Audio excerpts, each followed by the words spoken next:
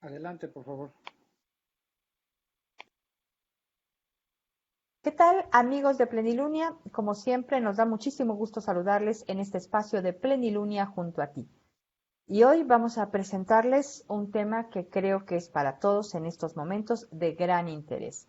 Pues seguimos todavía en invierno y pues nos ceden los contagios de COVID, así que estamos todos muy preocupados. ¿Qué pasa con las enfermedades respiratorias? Porque pues ya sabemos que siempre en esta época del año pues se incrementan las gripas, también la influenza. Así que vamos a hablar con un especialista que nos va a ayudar a identificar cuál es la diferencia entre una gripa, entre la influenza y lo que sería propiamente el COVID. Así que pues vamos a platicar el día de hoy con el doctor Gustavo Aguilar Velázquez. Él es médico cirujano por la UNAM, es maestro y doctor en inmunología por la Escuela Nacional de Ciencias Biológicas del Instituto Politécnico Nacional. También participó durante 5 años en el Departamento de Investigación de Inmunología Ocular del Instituto Oftalmológico Fundación Conde de Valenciana y actualmente es profesor titular de Inmunología en la UNAM. Doctor Aguilar, muchísimas gracias por estar con nosotros aquí en Plenilunia. Al contrario, muchísimas gracias por la invitación. Es un placer estar aquí platicando de un tema tan interesante como son las enfermedades respiratorias en esta época de invierno. Vemos, pues, en la consulta muchísimos pacientitos, personas mayores, que pues sufren de problemas de este tipo y ahorita hay que tener un especial cuidado con este problema tan importante que estamos teniendo, que son las infecciones por el virus del COVID, ¿no? Por el SARS-CoV-2. Exacto, doctor. Y precisamente, ¿podría darnos más o menos cuál es un panorama actual de la situación de las infecciones respiratorias y en particular del COVID en nuestro país? Bueno, aquí tendríamos que, siempre me gusta analizar todo esto desde el punto de vista, llamémosle fisiopatológico. ¿Y qué demonios es esto de fisiopatológico? Es simple y sencillamente cómo suceden las cosas en nuestro cuerpo. Normalmente vemos en los tiempos fríos, en estas circunstancias en donde baja la temperatura, que tenemos una mayor incidencia de enfermedades respiratorias. ¿Y esto por qué sucede? Sucede mucho por los llamados enfriamientos, lo que la gente conoce como enfriamientos. Y esto sucede cuando hay un cambio de temperatura, de una temperatura media o templada a una temperatura fría. Para esto hay que conocer que normalmente nuestro organismo y todas las vías respiratorias tienen unas pequeñas vellosidades, como unas pequeñas patitas, ¿no? Que están en todo el epitelio respiratorio. Y esas patitas van moviendo la secreción mucosa desde adentro hacia afuera y van finalmente moviendo a todas las bacterias que van cayendo y las van sacando hacia afuera. Entonces es como una banda sin fin de un aeropuerto donde van cayendo las maletas que van a los diferentes vuelos y la banda sin fin se los va llevando. De esta forma, nuestros vellosidades respiratorias van sacando el moco. Pero una cosa que sucede mucho es que cuando estamos de una temperatura templada y salimos al frío, la entrada de aire frío detiene el movimiento ciliar. Y al detener el movimiento ciliar, entonces nos llenamos de microbios. Si en un aeropuerto detenemos 5, 10 o 15 minutos la banda sin fin, las maletas van a ir cayendo y cayendo y cayendo, y en menos de 15 minutos tenemos un cerro de maletas ahí, ¿cómo se dice? Acumuladas. Ese mismo evento es el que sucede con los gérmenes y los cambios fuertes de temperatura. Si una persona normalmente está en frío y se mantiene en frío y todo el día está manteniéndose en frío, esto no es tan grave porque el organismo va generando mecanismos de calentamiento. Pero cuando nos vamos de una temperatura pues templada a un Templada. frío, detenemos el movimiento ciliar, caen más gérmenes y tenemos las infecciones respiratorias. Estas infecciones respiratorias pues van desde infecciones virales, ¿sí? El catarro común, la gripe común, por varios tipos de virus, en donde lo que tenemos pues es un poquito de obstrucción nasal, donde tenemos salida de secreción nasal transparente y algunos estornudos, un poco ataque del estado general, y son cuadros que por sí mismo en 2 o 3 días se solucionan. A veces es una bacteria o un virus más importante y nos llega hasta la garganta, pues hasta la faringe. Y ahí, en muchas ocasiones, lo que tenemos son amigdalitis, son cuadros de amigdalitis, y curiosamente siempre las amigdalitis vienen con más de fiebre, ¿sí? Hay menos molestia en la nariz, hay menos estornudos, pero hay dolor de garganta. Dolor de garganta generalmente de tipo ardoroso, que nos dificulta tragar y que nos lleva también pues a la presencia de crecimiento en las amígdalas y en algunas ocasiones hasta presencia de membranas o ulceritas ahí en las. Y luego pues esto si se va más hacia abajo pues podemos llegar a una bronquitis donde ya viene la tos y todos estos problemas, una tos seca o sobre todo si es viral, una tos productiva si es como se dice, si es bacteriana y finalmente hasta llegar a la neumonía, ¿no? Donde ya tenemos dificultad respiratoria, las secreciones varían, se pueden hacer muy importantes y lo más importante, tenemos ya, además de todo, dificultad respiratoria. Entonces, esa es más o menos la gama de lo que vamos sucediendo, de lo que vamos viendo. De acuerdo. Bueno, muy buena explicación, doctor. Siempre, ya sabemos que las abuelitas nos dicen es que no te dé el frío, que no te den los cambios de temperatura, pero yo no había escuchado realmente cuál era la razón o qué proceso se daba en nuestro cuerpo para generarnos estos problemas por los cambios de temperatura. Doctor, pero entonces, estamos ya nos explicó más o menos cuáles son estas principales y cómo evolucionan quizá de las vías más altas y cómo se pueden ir complicando más hacia abajo. Pero, ¿qué pasa con los grupos de edad? Tenemos algunos grupos de edad más, que se complican más con este tipo de infecciones respiratorias. Obviamente, primero pues tenemos a los pequeñines, ¿no? A nuestros pequeños pacientes, en donde, pues son organismos que su sistema inmune pues está evolucionando, está aprendiendo a funcionar, está madurando, se está entrenando con diferentes bacterias y se vuelven pues más susceptibles. Su mucosa respiratoria es una mucosa todavía joven, es una mucosa que pues todavía es más sensible y entonces en estas etapas es donde tenemos una mayor incidencia de enfermedades respiratorias. Si a esto le sumamos que pues entre los niños están conviviendo mucho en la escuela y estamos teniendo una gran cantidad de interrelaciones y pues basta con uno que vaya con un proceso viral o bacteriano para que se lo pase al otro y el otro al otro y el otro al otro y tenemos pequeñas epidemias en los salones de clase. Esa es una parte que es importante. Y la otra es el adulto mayor.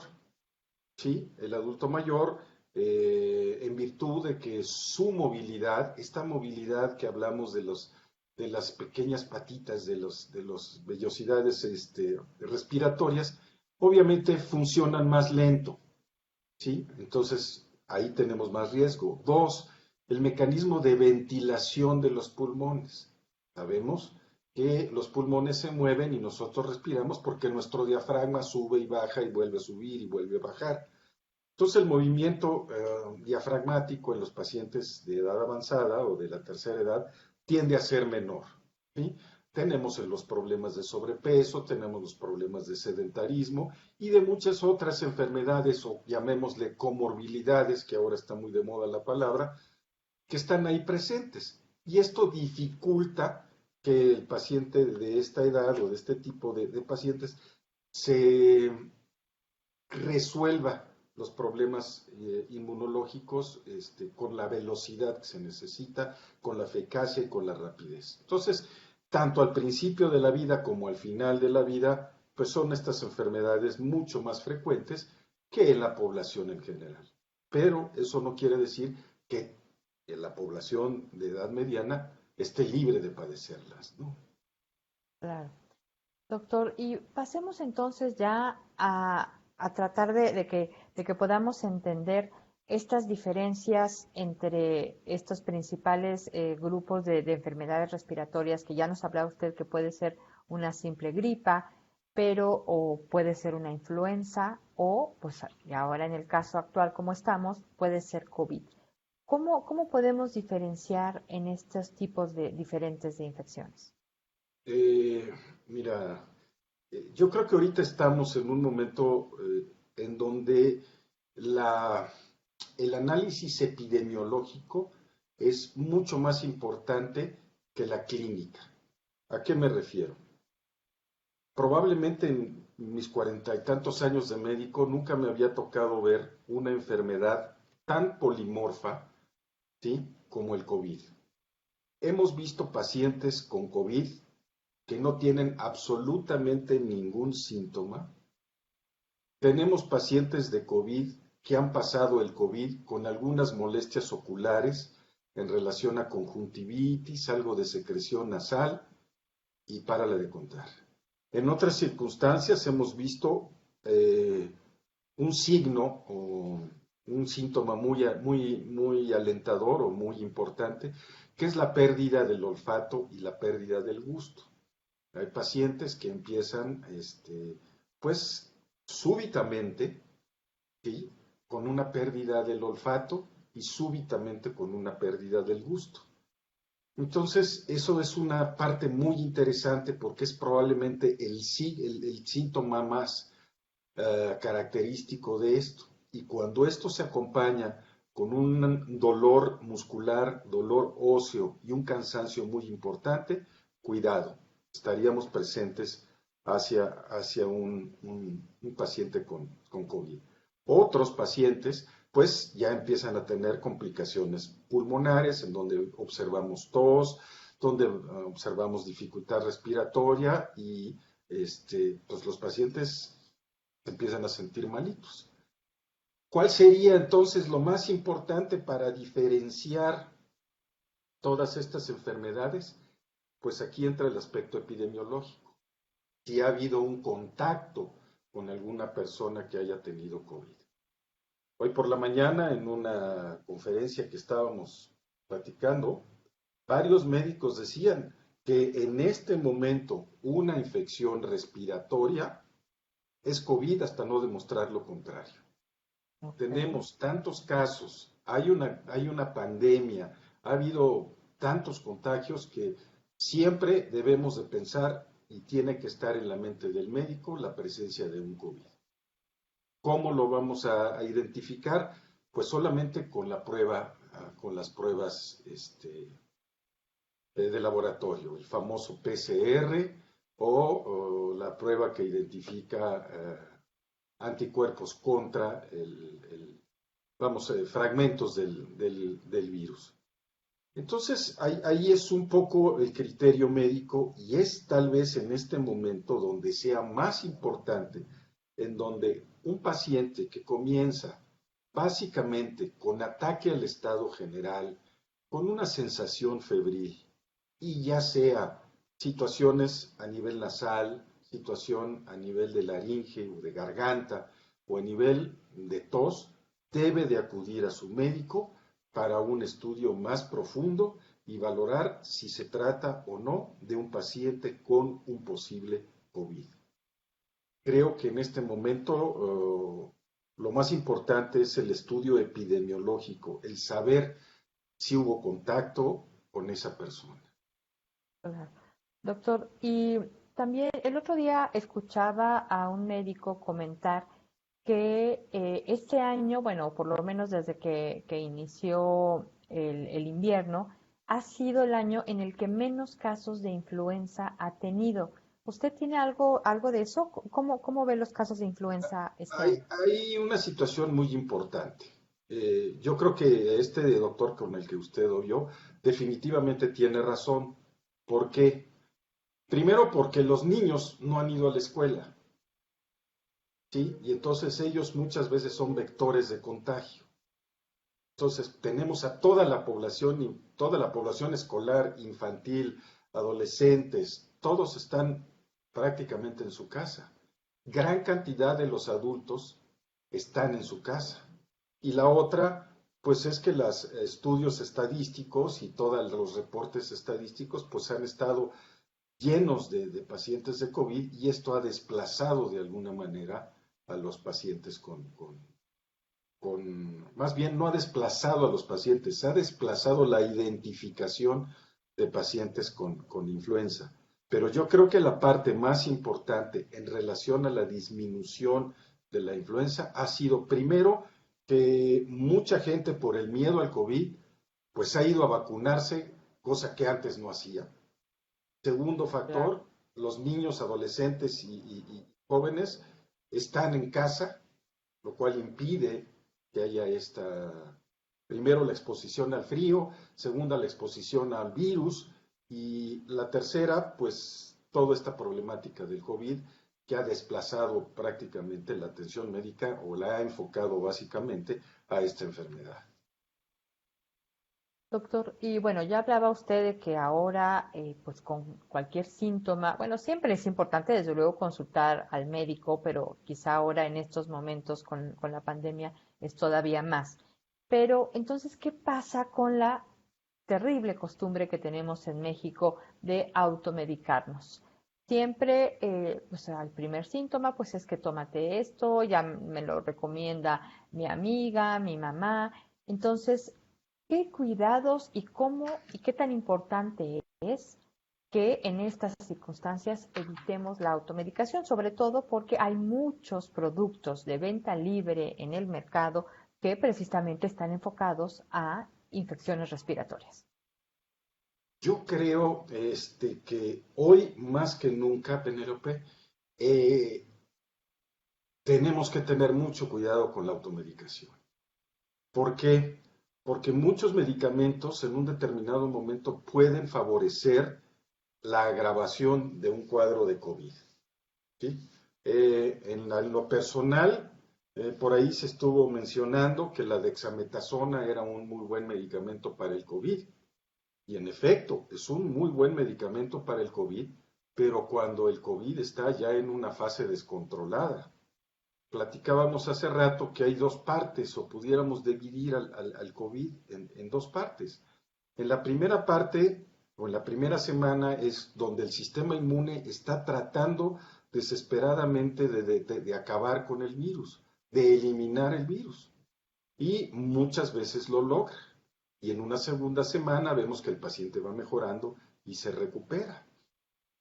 Pero muchas veces, en esa primera semana, el sistema inmune del paciente no logra detener el virus y es entonces cuando el sistema inmune, en un afán por destruir ya la gran cantidad de virus que existe, produce todo un desorden inflamatorio.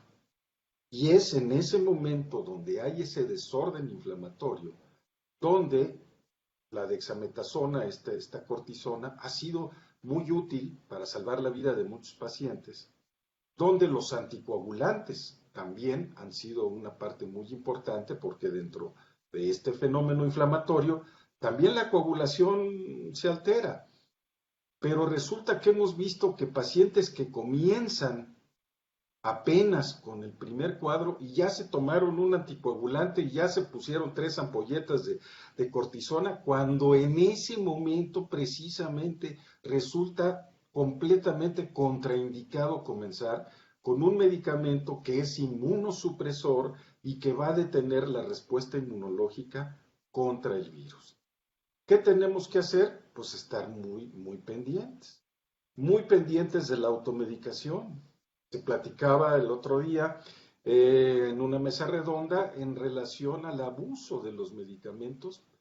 Decimos que hay muchos medicamentos que de alguna manera ¿Cómo iríamos señalando esto para que quede muy claro? El sistema inmune, para curar, tiene que inflamar. Si el sistema inmune no inflama, no puede curar. ¿Qué es la inflamación? La inflamación es el hecho de que los vasos sanguíneos se abren para que pasen los glóbulos blancos más rápidamente. Los vasos sanguíneos abren pequeñas aberturas dentro de su estructura para que los glóbulos blancos salgan de los vasos sanguíneos y los anticuerpos salgan de los vasos sanguíneos para de alguna manera detener a los gérmenes. Esto normalmente sucede y lo logramos muchas veces sin ni siquiera percatarnos. Pero ¿qué sucede cuando la inflamación se descontrola? Cuando la inflamación va más allá de lo necesario.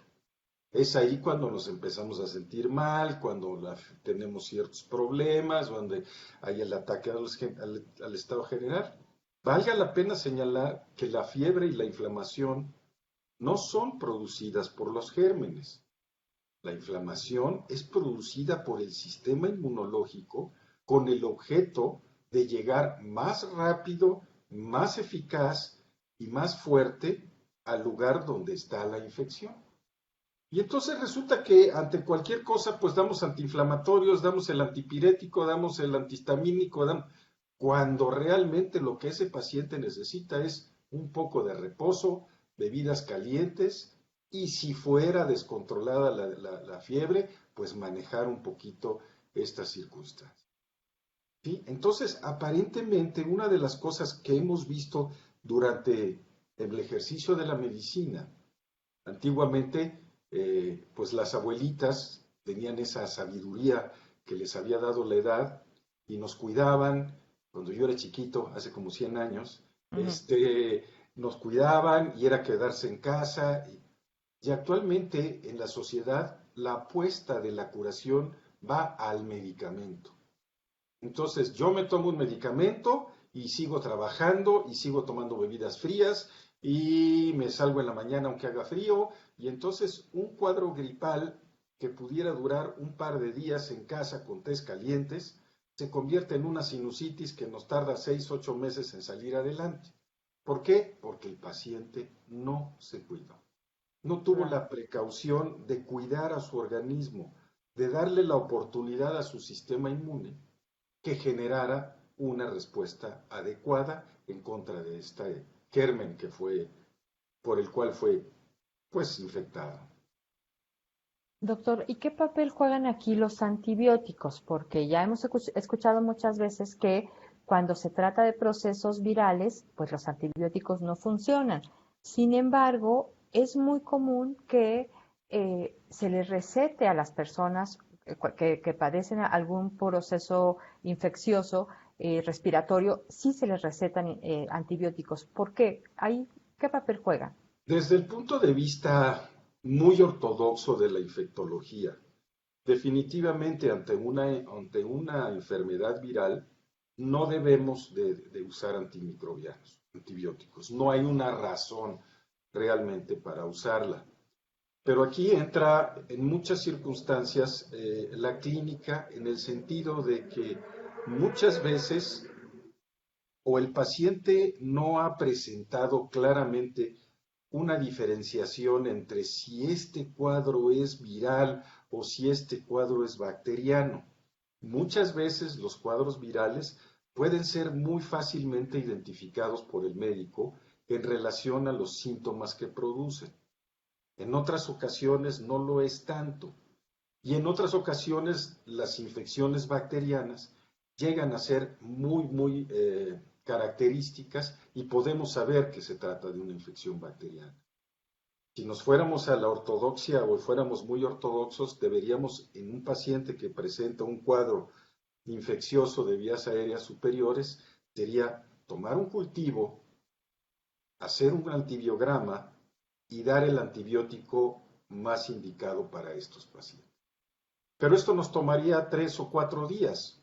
Un cultivo nos dura o se lleva a cabo en 3 días Y entonces tendríamos un antibiograma hasta 3 días después de que el paciente está enfermo. Y esto en muchas veces no se hace operativamente posible, porque el paciente llega a consulta y quiere que se le resuelva el problema. ¿Por qué? Volvemos a lo mismo, porque tiene que trabajar mañana, porque tiene que dar clases o porque...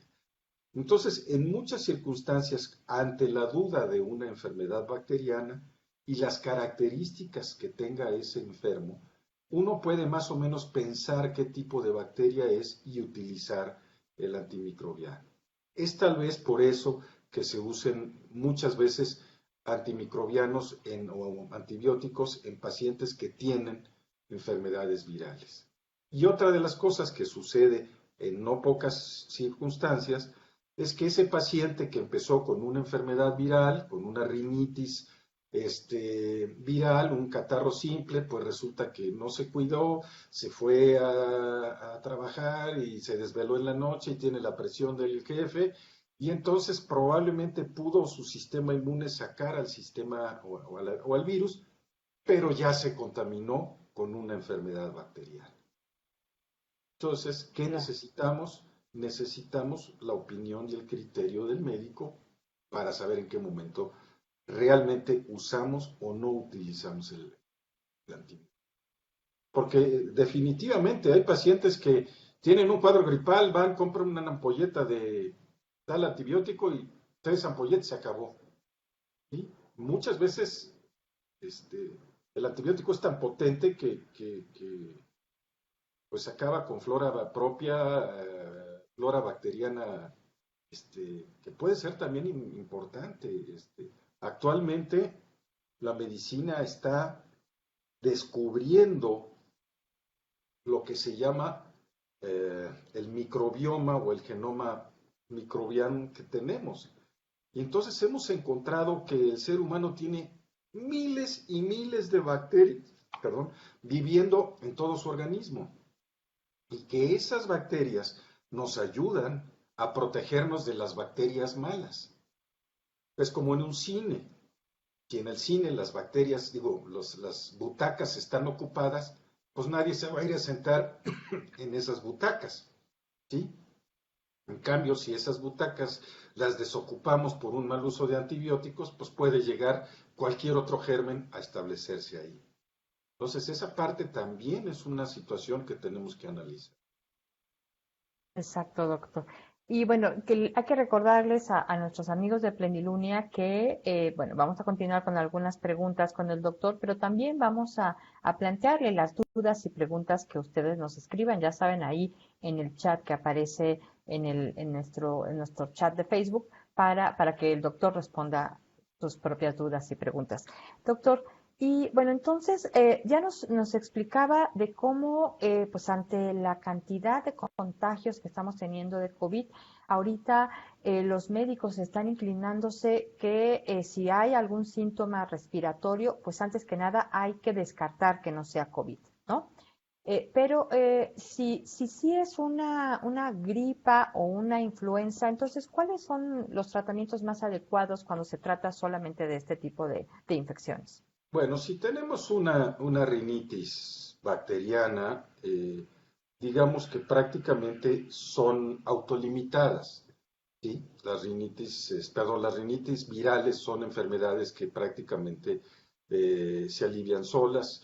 ¿Qué vamos a encontrar? Pues las manifestaciones de molestias oculares, quizá veamos un poquito de lagrimeo, vamos a encontrar los estornudos, la secreción nasal, vamos a encontrar un poco de ardor de garganta y en muchas ocasiones pues un ataque al estado general y algún poco de fiebre.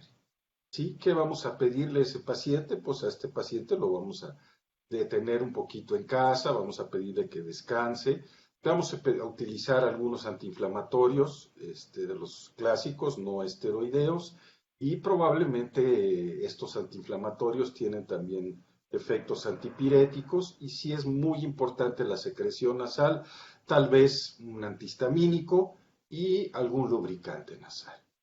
Si manejamos esto y un poco de vitamina C, que todavía eso está muy ¿cómo se dice? Siempre hay polémica, puesto que sabemos que desde el punto de vista del laboratorio la vitamina C tiene actividad importante en mejorar el sistema inmune, aunque en la clínica no se vea tanto, pero son básicamente lo que haríamos. En un cuadro ya de influenza, veríamos que la fiebre es mayor, quizá los síntomas sean muy similares, pero la fiebre es mucho más fuerte, ¿sí? El ataque al estado general es mucho más importante y vamos a empezar a tener dolores óseos y vamos a sentir realmente un cuadro muy, muy fuerte. Y en un cuadro de este tipo, con una prueba de COVID negativa, pues entonces sí nos haría sospechar de la presencia de una influenza y para eso finalmente tendremos un antiviral importante y que ha demostrado su efectividad contra el virus, que es el oseltamivir.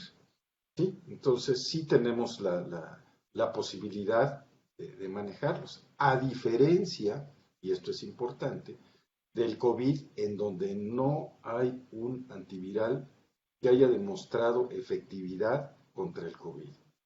Se ha pensado o se ha empezado a trabajar con un antiviral que se llama el Remdesivir, pero este Remdesivir apenas se maneja todavía a nivel experimental y el costo de un Remdesivir es bastante elevado.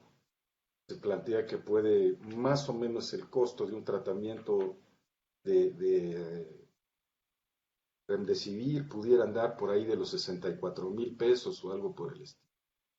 Entonces, todavía para fines prácticos no tenemos un antiviral como si lo tenemos para el caso de los oseltamivir, para la influenza.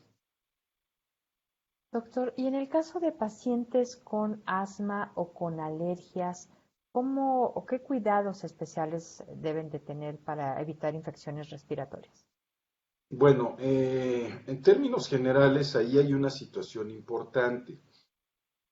¿Por qué? Porque muchos de estos pacientes con rinitis alérgica o con asma bronquial se encuentran con un estado de inflamación crónica persistente, ¿sí? Hay una infección, digamos, hay una inflamación crónica de las vías aéreas, en el caso de la rinitis, de unas de las vías aéreas superiores, y en el caso del asma, de las vías aéreas bajas, y esto dificulta, volvemos a este asunto del movimiento ciliar. Y entonces son pacientes que requieren o digamos que son más vulnerables a las infecciones respiratorias. Y vemos que estos pacientes en muchas ocasiones están con una infección respiratoria, salen de la infección respiratoria y entonces caen en la rinitis y después de estar con las manifestaciones de la rinitis, poco tiempo después, 3, 4 semanas, vuelven a caer en otra infección respiratoria y así se pasan el invierno. ¿Sí? En estos casos es importante que estos pacientes sean vistos por un buen alergólogo que identifique, ubique la naturaleza y la severidad de su padecimiento alérgico y obviamente dé el tratamiento, no solamente el farmacológico, sino el tratamiento inmunológico que ese paciente requiere para, pues para salir adelante. Entonces, creo que lo más importante, volvemos a lo mismo. Siempre que vemos cualquier enfermedad, acabamos terminando en los tres grandes remedios: la buena alimentación, el ejercicio y un equilibrio emocional. ¿Sí? Claro, porque Son los tres grandes remedios de la naturaleza. ¿Sí? Y en ese sentido, pues podemos ayudar mucho y podemos hacer muchas cosas, pero cuando no tenemos buena alimentación, cuando no hacemos ejercicio, cuando estamos sometidos a mucho estrés, simple y sencillamente el médico está dando y dando y dando medicamentos que muchas veces lo único que hacen es estar suprimiendo síntomas y suprimiendo síntomas y suprimiendo síntomas, pero no llegamos a una curación realmente de fondo. ¿Sí? Se decía de la alimentación. Hemos platicado actualmente que para el COVID necesitamos cuidarnos, necesitamos estar en casa, necesitamos usar el cubrebocas, necesitamos la sana distancia, pero comentábamos que lo más importante, tendríamos que empezar con la sana distancia al refrigerador, Mm. porque estando aquí en casa, yo me preguntaría, ¿qué estamos haciendo aquí en nuestra casa para mejorar nuestra salud? Tarde o temprano, esto va a sonar así como que muy caótico o muy dramático. Tarde o temprano nos enfrentaremos al virus. ¿Sí? Nos enfrentaremos muchos al virus, afortunadamente con la vacuna. ¿Sí? En cuanto tengamos la suficiente vacuna, pues estaremos vacunando a la población en general, con la etapa, con las logísticas que se necesite o que se quiera, pero finalmente el ser humano se va a encontrar con un virus que viene en la vacuna y ese le generará una respuesta inmunológica adecuada. Otros, con menos suerte o con menos situación, pues se enfrentarán por el virus, por la enfermedad, muchos de ellos pasará incluso desapercibida la enfermedad, ¿sí? Otros pues tendrán cuadros más severos y otros pues todavía más severos. Pero el hecho es que en algún momento de nuestra vida vamos a estar en contacto con el virus. Y yo me preguntaría, ¿qué estamos haciendo desde el punto de vista nutricional?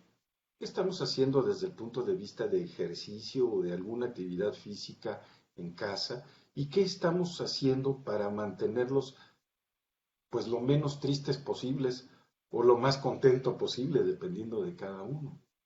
Buscar esta... Lo menos estresados, quizá, ¿no, doctor? También. Exactamente. Ujú. Entonces, en ese sentido, no hemos trabajado, no hemos informado a los pacientes lo importante que requiere o lo que la importancia de una salud integral. ¿Sí? Normalmente el paciente asmático no es un paciente que tiene el asma, no, es un paciente que vive asmáticamente, vamos a llamarlo así. Y resulta entonces que la enfermedad no es algo que viene, la enfermedad es un estado de existencia del ser humano, ¿sí? El ser humano existe con esa enfermedad y solo cambiando su forma de existir va a cambiar la enfermedad. Obviamente, los medicamentos van a ayudar muchísimo y los tratamientos van a ser de gran utilidad, pero si no logramos un cambio en el individuo, si no nos preocupamos por la parte emocional, en la parte vivencial de nuestro paciente, no podremos lograr el éxito que quisiéramos. Muy interesante, doctor, porque eso además nos coloca a cada uno de nosotros como corresponsables, desde luego, de nuestra propia salud y repensar en qué cosas tenemos que hacer para estar más saludables. Doctor, pero si no tiene inconveniente, ya comenzaron a llegar algunas preguntas de nuestro público y Mona Green pregunta, dice, primero, gracias por la ponencia, doctor, y le dice, me recomendaron poder utilizar el Adimod como tratamiento para reforzar mi sistema inmunológico, ya que soy personal de salud y durante el desvelo mis defensas bajan y además tengo rinitis alérgica. Entonces, bueno, ya no le pregunté nada en particular, pero simplemente dice que le recomendaron usar el Adimod. Definitivamente hay estudios de laboratorio, pruebas de laboratorio y estudios a gran escala que han demostrado que pues, la efectividad del principio del pidotimod, que se llama, y es un medicamento bastante utilizado. Fíjense que no tanto para potenciar o hacer muy fuertes a las defensas, sino para recuperar la estabilidad y para recuperar el buen estado de estas, de estos digo, del sistema de defensas, del sistema inmune. Es un medicamento que el alergólogo ha venido utilizando mucho y que aparentemente ha dado bastantes buenos resultados. De acuerdo. Jorge pregunta, ¿todas las vacunas que ya están aprobadas y aplicándose para COVID lograrán controlar la pandemia? Chacachachán. La pregunta de los 64,000, doctor. No, digamos que si nos vamos a la teoría, ¿sí? Teóricamente sí. ¿Por qué? Porque vamos a lograr que la gran cantidad o la la población de nuestro país o del mundo tenga una respuesta inmune específica contra el virus. ¿Sí? Esa es la idea. En el momento en que tengamos una respuesta específica contra el virus, pues en ese momento tendremos la inmunidad que necesitamos. Es un virus que llegó para quedarse. Y es lo mismo que sucede o sucederá o sucedió con el sarampión o que sucedió con la parotiditis o sucedió con estas enfermedades. Cuando se llegaron a los límites o a los niveles que la salud pública menciona para evitar la expansión de esto, pues probablemente sí se logre, ¿no? Se logró con la viruela, por ejemplo, cual se piensa que es el gran triunfo de la medicina preventiva. Se ha disminuido notablemente las problemáticas de la poliomielitis, que también es otro factor muy importante. Entonces, esperemos, ¿sí? Con el tiempo, no va a ser fácil, es mucha la población que hay que vacunar. Todavía no conocemos todo a la perfección la eficacia de los diferentes tipos de vacunas. Habrá una que saldrá con el tiempo y con el uso, unas en que pues tengan mejores resultados que otras, aunque en teoría o teóricamente todas pueden ser muy, muy eficaces o pueden tener gran eficacia, ya a la hora del uso pues varía muchísimo, ¿no? Pero yo tengo, digamos que tengamos esperanzas en que esto se logre. Y hay que ser optimistas. Otra pregunta, doctor. ¿Qué papel juega la higiene nasal y bucal en la prevención de las enfermedades respiratorias y como prevención del COVID? Bueno, aquí hay que tener, como dicen las abuelitas, ni tanto que queme al santo, ni tanto que no lo alumbre. Creo que si se tiene una buena higiene bucal, esa va a ser una parte muy importante. ¿Por qué? Porque tenemos los grandes problemas, uno de los grandes problemas de salud, que son las caries, pues son cosas que de alguna manera pudieran, aunque no está muy establecido, favorecer las infecciones de vías respiratorias. La higiene nasal, aquí me quedaría con un poquito de duda, puesto que las personas que sí tienen alguna problemática nasal, como puede ser una rhinosinusitis crónica, o que tienen rinitis alérgica, o que tienen rinitis de repetición, pues sí es necesario llevar a cabo cierta higiene un poquito más exhaustiva. Pero si nosotros somos demasiado severos o intensos con la higiene, acabamos barriendo con la flora y con las bacterias que son normales de nuestro organismo y que permiten que otras bacterias no crezcan. Entonces, también el exceso de limpieza en diferentes áreas no es lo más conveniente. Debemos de llevar a cabo una higiene, pero pues dentro de lo normal, dentro de lo que marcan las normas de salud. Otra pregunta. Dice Rebeca Flores. ¿Qué son y cómo pueden ayudar los inmunoestimuladores contra estas enfermedades? ¿Son preventivos o coadyuvantes? Eh, Aquí tendríamos que ver, depende de cada paciente. Si nosotros tenemos un paciente que ya sabemos que no se defiende bien contra ciertas bacterias, que ha tenido enfermedades recurrentes, que ha tenido enfermedades infecciosas, que no resuelve bien, aquí podríamos utilizar varios inmunoestimuladores. Hay diferentes productos, diferentes productos en el mercado que pueden tener esta circunstancia, y en este momento sería una situación preventiva. Y en otras ocasiones se ha venido utilizando concretamente ahí trabajos en relación al factor de transferencia, en relación al pirotimod, en relación a dosis masivas de vitamina D, que aparentemente pueden ser coadyuvantes en el manejo de los pacientes con COVID. De acuerdo. Otra pregunta más, doctor. ¿Se han incrementado en las redes sociales las recomendaciones para algunas alternativas para enfermos de COVID como el dióxido de cloro u otras alternativas naturales. ¿Qué opinión tiene referente a esto? Ah, esperaba esa pregunta tarde o temprano. Ya El ve que sí famoso, llegó. el famoso dióxido de cloro. Este, yo puedo decirle que no sé. ¿Qué podría hacer o qué se necesita? Mire, hay muchas personas que están tomando el dióxido de cloro y se dice que puede ser muy tóxico, se dice que el señor creo que es un austriaco o un alemán el que ha desarrollado el dióxido de cloro, dice que puede curar muchas cosas y dice que puede funcionar en algunas áreas. Sé de algunos pacientes que lo han tomado y que les ha servido, sé de otros pacientes que lo han tomado y no les ha servido, pero eso es muy difícil de valorar en una enfermedad que es tan polimorfa. Eh, si nosotros analizáramos esto desde una mente total y completamente científica, lo que deberíamos hacer es consultar o buscar a aquellos pacientes que han estado tomando el dióxido de cloro y hacer pruebas de toxicidad y de función renal y de función hepática.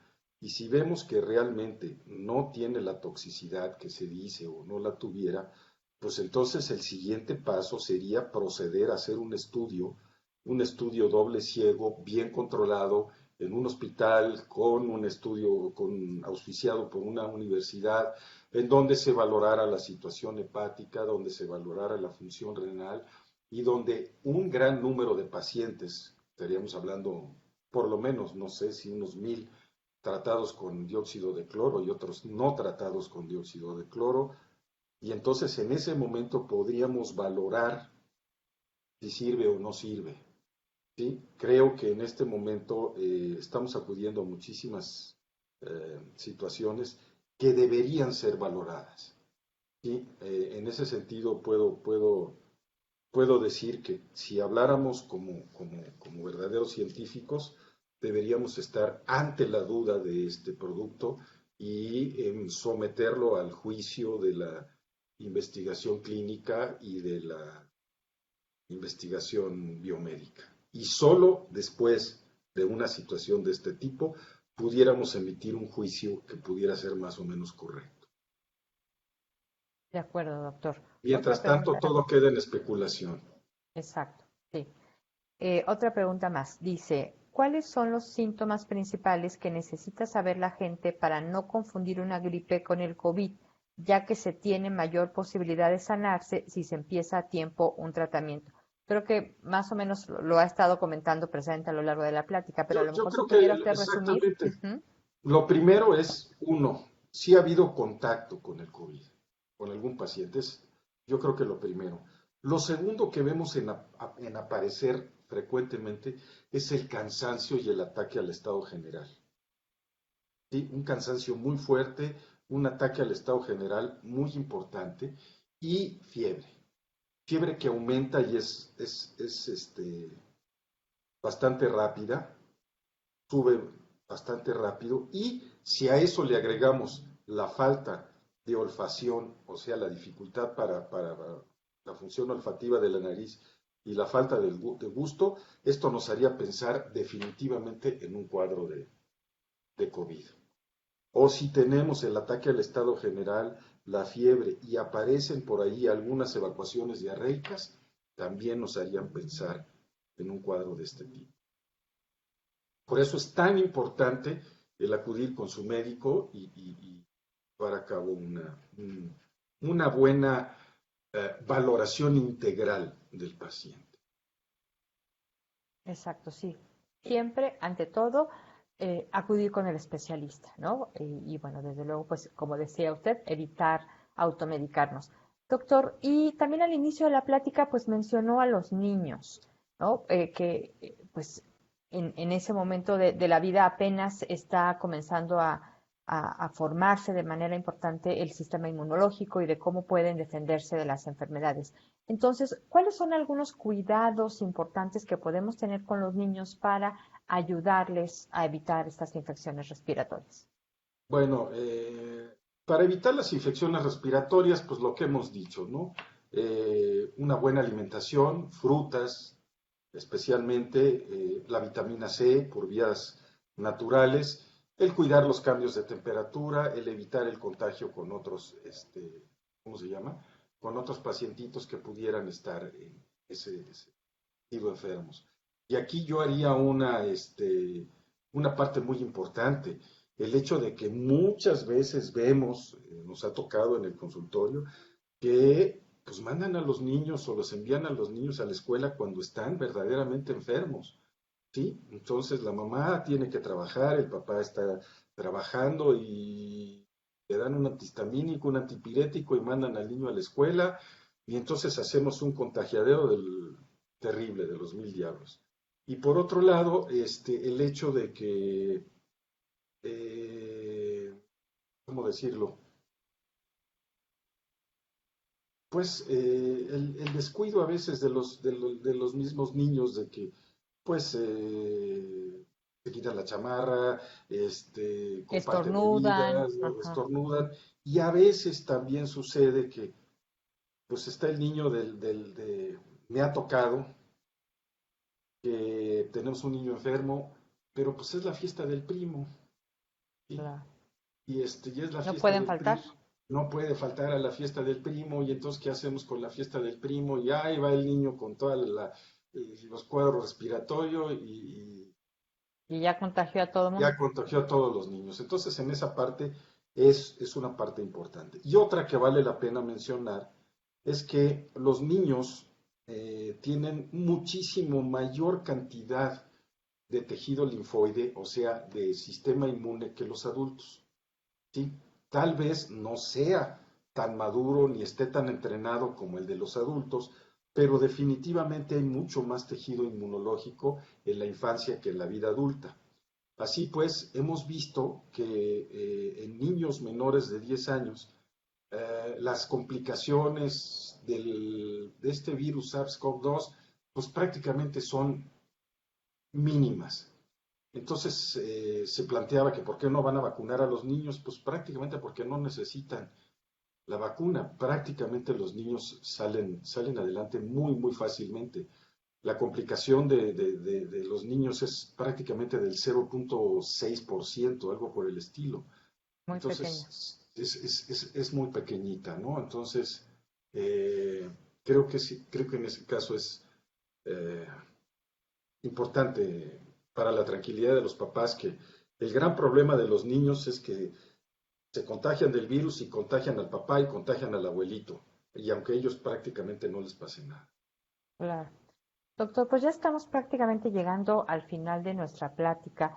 Si pudiera darnos una conclusión, unas recomendaciones generales, pues para qué hacer, sobre todo frente a esta pandemia que no se ha logrado controlar estos contagios del SARS-CoV-2 y que bueno, seguimos, todavía nos quedan varias semanas, todavía un par de meses de invierno.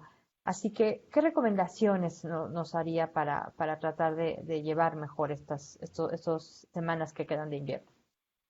Pues yo creo que lo primero sería una alimentación rica en alimentos naturales, un poquito de ejercicio en casa, horas de sueño adecuadas y cuidarnos. Cuidarnos con el cubrebocas, cuidarnos con la sana distancia, cuidarnos, evitar, pero de sobremanera, las reuniones múltiples. ¿Sí? Esto de los cumpleaños y hablábamos en una conferencia sobre los velorios, cuando los primeros meses, pues era muy frecuente que algún paciente falleciera, fueran los amigos de ese paciente, que generalmente eran personas de la tercera edad, se contagiaban varios y después había varios velorios. Claro. Eh, Hace poco acabo de, pues, llamarle un poco la atención a una paciente que conozco desde hace mucho, que se iba a una boda en Acapulco. Pero es que vamos a guardar sana distancia. No, después del tercer tequila, de la cuarta cuba, ya se quitaron el cubrebocas, ya somos grandes amigos, estamos apapachando al sobrino, al tío, al abuelo. Los mexicanos, digo, los latinos somos muy, muy de contacto físico y acaban todos. Ahorita tengo una familia Contagiados con 6 múltiples. pacientes de COVID. Entonces, cuidémonos, cuidémonos, cuidémonos. ¿Sí? No esta, otra de las cosas muy importantes antes de que se me vaya, aún los pacientes que se vacunen y a medida que vayamos teniendo la vacunación, la inmunidad no se genera al otro día de estar vacunados. Vamos a vacunar a los pacientes y después de 3, 4 semanas de haber estado vacunados, es cuando ya van a tener los suficientes anticuerpos y las suficientes células específicas para defenderse. Entonces, muy importante, la vacunación no es un remedio inmediato. Es una muy buena posibilidad, pero que nos va a llevar un tiempo prolongado. Así que pues tenemos que seguir siendo responsables, como usted dice, cuidándonos, cuidar a los demás y pues tratar de llevar una vida saludable en la medida de lo posible. Doctor Gustavo Aguilar Velázquez, muchísimas gracias por haber estado con el público de Plenilunia en este espacio. De verdad, muchísimas gracias por su tiempo. Al contrario, muchísimas gracias por la oportunidad de informar a su público todo esto que es tan importante. Muchísimas gracias.